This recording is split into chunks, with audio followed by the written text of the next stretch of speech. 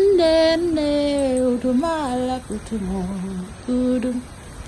Nene udumala putumo udum. Udum jide miri amai metu sidawa udum jiju miri amai metu sidawa udum.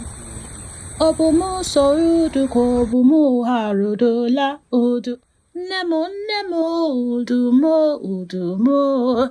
Nemo udumo udumo. Nemo udulo udu. Chimo, kedu ihe m hụrụ? Ya bụ na akụkọ ọnwa bụ eziokwu. Ndị ahụ nwere mmụọ na-eyi uwe na-atọ ọchị na-aga n'ụzọ anyị dị nsọ iji dọpụta ụmụ nwoke anyị n'ime ọhịa n'akụkụ osimiri banye n'otu ụlọ nke na-aga n'ime mmiri kachasị njọ gaa n'ala dị anya iji laa ya n'iyi.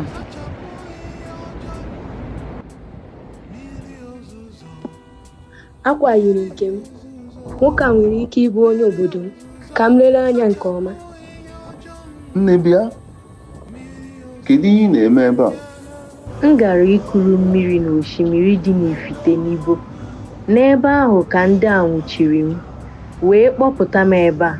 Anụrụ m ka ha na-ekwu na ebe a bụ agwaetiti Bonny.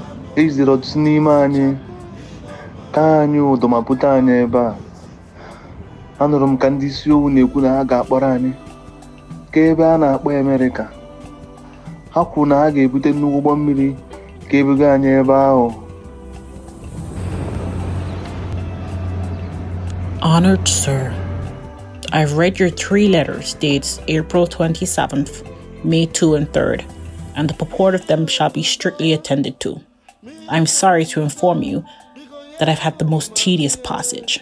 I landed the Negroes, all safe and in good health, except one that was sick when I took him on board with small fevers. He's recruiting. On Saturday, I took the Negroes on board from Sidway Island, it being the 23rd April. On Sunday 8th, at half ebb, got aground of Little St. Simon, and I landed on the marsh and walked home. I went to experiment around 12 o'clock. About 2 o'clock the day after, which was Wednesday the 10th, I carried them up to the Tide Island, and you would have been much gratified to have seen them rejoicing when they found they could drink the water out of the river, which is a good proof that they have been acquainted with the same soil and hopeful that they will be healthy. They landed very cheerful and happy. You have no people that can talk with them. But they are so smart. Your young wenches are speculating very high for husbands. Albert and Jesse ran away on the 29th of April. Jesse was caught again 5 days after near Darien. Albert cleared himself. Mr. King advises he's having got safer on the Negroes, that they are behaving well. We have had great many Igbos, Angolas, all of which have readily sold about 100 round for the prime. Spalding and Couper bought a whole cargo of Igbos.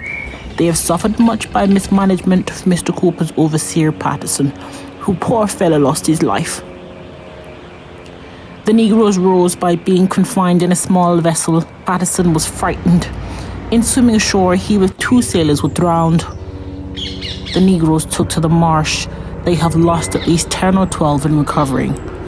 Besides, being subject to an expense of $10 a head for salvage. Ichekiriche bụ eze elu nkwụ, ma nwa mgbada bụ eze ụzọ ọhịa. They have no power over us. It is better to be free in death than live a life in bondage.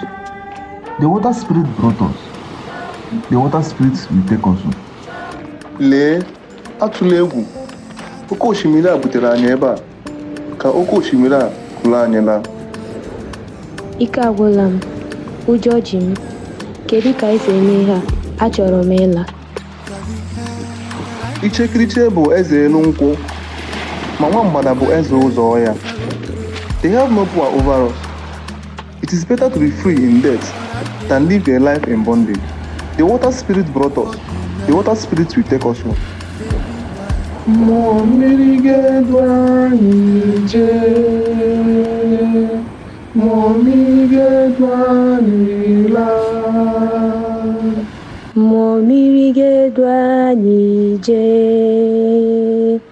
mmụọ mmiri ga-edu anyị laa. Mmụọ mmiri ga-edu anyị jee, mmụọ mmiri ga-edu anyị laa. Mmụọ mmiri du anyị jee, mmụọ mmiri ga-edu anyị laa.